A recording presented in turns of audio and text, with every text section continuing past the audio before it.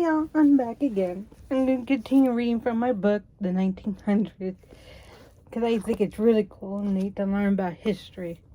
From the very beginning to... This book series goes from the 1900s all the way to the 1990s. Let's just see how everything changed from the 1900s all the way to the 1990s. Okay. The working woman. The idea of the sheltered lady was, of course, difficult to maintain in a country in which 20.4% of the female population were engaged in working for a living. This unhappy fact of life caused the moralists of the day deep concern. If there was a steadily increasing number of women working in offices, it was understood that they were victims of unfortunate financial circumstance.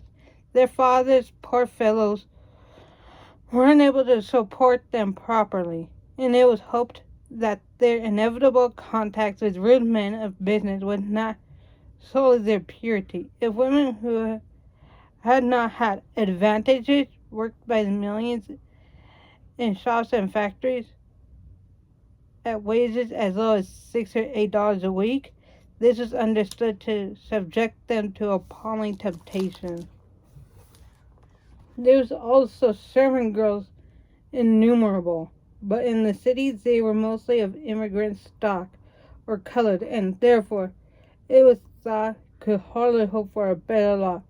And anyhow, they were protected from temptation by being given very few hours off.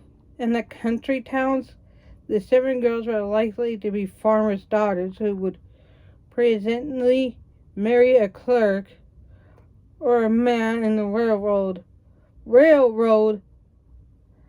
office and set up housekeeping, with one hoped the innocence still unimpaired. Yikes. If unhappy circumstances forced a nicely brought up young woman to work for a living, a career as school teacher or music teacher or trained nurse was considered acceptable for her. If she had the appropriate gift, she might become a writer or artist or singer, even opera singer. Some went on the stage, but at the grave risk of declassing themselves, for actresses were known to be mostly fast, always in discussion of the economic status and opportunities of women. The effect of a woman's occupation upon her sexual virtue was recurrent. There were pioneers who, with flaming intensity, took up other careers, as doctors, for instance, against every sort of opposition. But it was an unusual community in which they were not considered unfeminine cranks for doing so, and one of the most telling arguments marshaled against the decision was that a girl who set out to earn money was selfishly causing her father needless embarrassment.